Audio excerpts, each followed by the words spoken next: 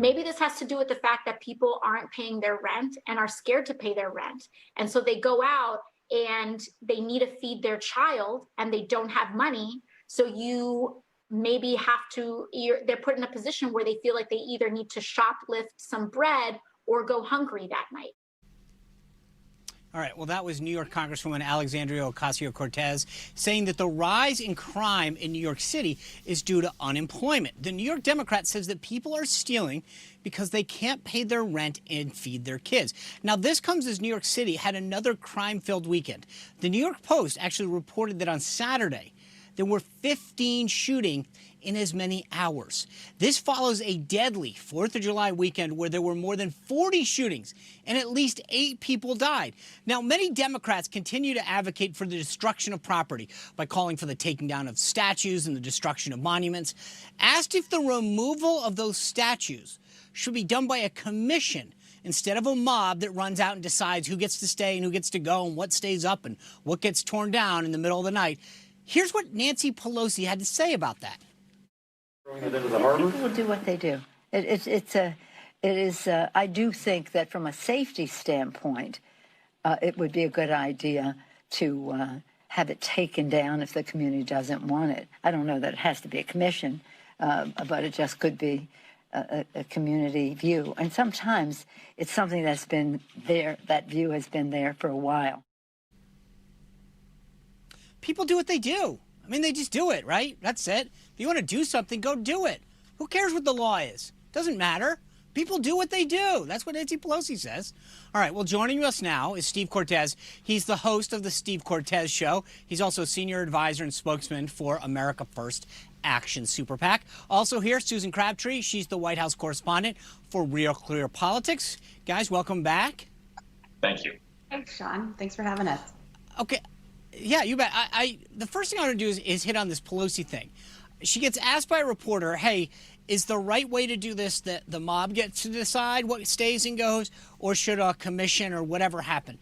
And her answer, I got to say, just literally baffles me. People do what they do. I mean, where does that stop? So if you can take down a statue or pull down a monument or whatever you want to do, because people do what they do, could you also blow up a house? Could you also take something that's not yours because people do what they do? Or should we actually be a nation of laws? And the idea that she's saying it doesn't necessarily need to be a commission or anything, I mean, it gets back to this idea that Democrats and the left continue to believe that you can do what you want to do as long as it's in advance of this greater progressive good that they believe in. So be damned with the laws. If Pelosi believes this, Steve Cortes, why doesn't she just say, fine, I'm the Speaker of the House, I'm going to put up a law that says I'm going to get rid of this law or change that law? But why even have laws, and why have a Speaker of the House, and why have a House Representative if people do what they do? Right. Sean, you make a terrific point. Are we a civilized society? Do we believe in the rule of law? You know, I think so, and that's what the overwhelming majority of Americans believe. But Nancy Pelosi and other Democratic leaders and their allies in the corporate media, unfortunately, sanction mob rule. They sanction violence. Sometimes they do it tacitly. Sometimes they do it explicitly. But here's my message also to the American people, is that you will not be safe in Joe Biden's America. These are his ideological and political allies. They are condoning violence. They believe, unfortunately, in the rule of mobs. We, on the other hand, in the America First movement, and those of us who are trying to reelect the president, believe in supporting the police, believe in the rule of law, and we believe that in a society, there is a social contract which dictates that if decisions are to be made, that they are to be made by the people through democratic processes, not through violence. Yeah, that's a good point. And the interesting thing is you have someone here, Nancy Pelosi, who her job is to create laws, and she's encouraging people to go out and break them because you'll do what you do. You know, Susan, we showed the AOC quote there where she's just saying, she was asked why the spike in crime is so high in New York City. And she says, well, it's because people don't have jobs right now. And that might be true, but I don't think people are out shooting small children. We saw this weekend a 1-year-old shot at a cookout. A man shot when he was taking his little girl to the grocery store in broad daylight. I don't think that's because someone needed bread. But the point is, you have someone who's just pretty much giving criminals a pass because, you know what, maybe they needed some bread. Well, that's a clear cop-out. There's a failure of leadership at the top of the Democratic Party. The defund the police movement and support for mob rule is emboldening criminals and increasing the lawlessness. In Los Angeles, after the defund the police department, they defunded it by $150 million. There was a 250% increase in homicides. Ilhan Omar is saying that we have to completely dismantle the police, and the police is a cancer. This is only going to lead to more lawlessness. AOC saying defund the police is not some way of reforming the police. It actually means that's what they want to do on the left. They want to defund it. Well, there were 28 shootings, as you mentioned, in New York this week, and that's a 600% increase from last year.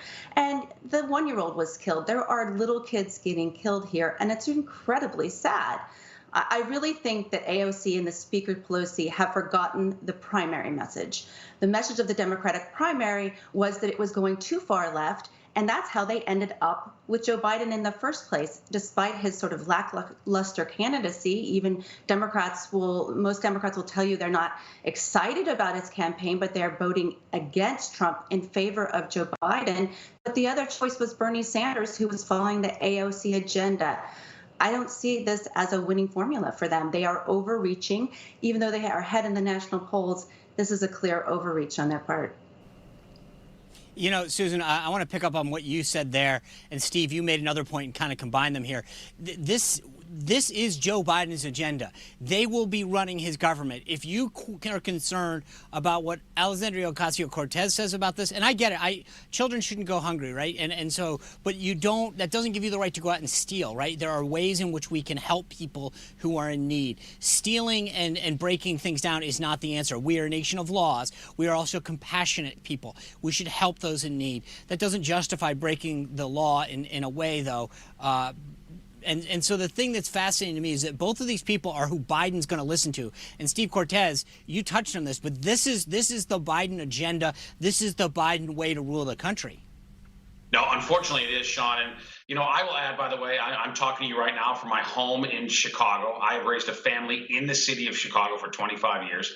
This city is literally out of control. It is chaos. Chicago has become a third world city in the middle of America. We had 69 shootings this weekend, 14 people killed. Unfortunately, Sean, that's not remarkable compared to previous weekends. I mean, of course it's remarkable, but you know what I mean? Compared to recent history, it is not a standalone or one-off weekend of violence in this city. And what I'm trying to tell the country as a Chicagoan is that where the left will take us as a country is where Chicago is now.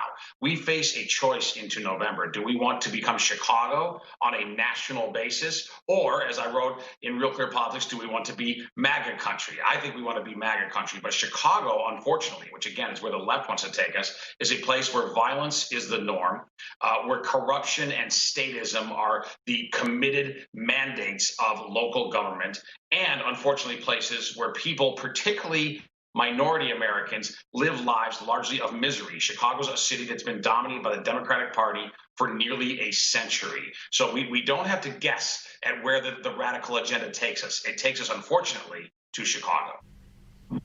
Hey, Susan, we don't have a ton of time left right now, but you touched on something that I just want you to answer. Do you think this defund the police movement is going to be something that we see in congressional races across the country?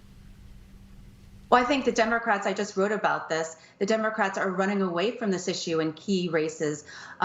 There is a Pew Center poll, national poll that came out in late June that said 73% of people want police funding to stay the same or be increased, including 57% of African Americans. So I don't think this is a winning issue among suburban moms, those voters that both sides are trying to get, the swing states. Teresa Greenfield, who's running against Joni Ernst, when I talked to her, she was running away from this issue. She said it's not an either-or question, and she advocated police reforms, but definitely doesn't support defund the police. Yeah, I think any campaign on the right that doesn't run on this message is committing malpractice, because this is, you're seeing these polls, 73% of folks, especially suburban women, you're going to see it in the African American community, they need that police. Yes, there's problems, but the overwhelming majority of these folks understand that most police officers are there to serve and protect. So I think we'll see when we have a chance to come back in the next couple of weeks and catch up on this, where this issue is in the sort of ecosystem of politics. So I appreciate both of your comments, and look forward to seeing you soon. You too, Sean. Thanks so much. All right. When we come back, the Washington Redskins are bowing to cancel culture and agreeing to a team name change. We'll hear what one Native American leader has to say, and it's probably going to surprise you.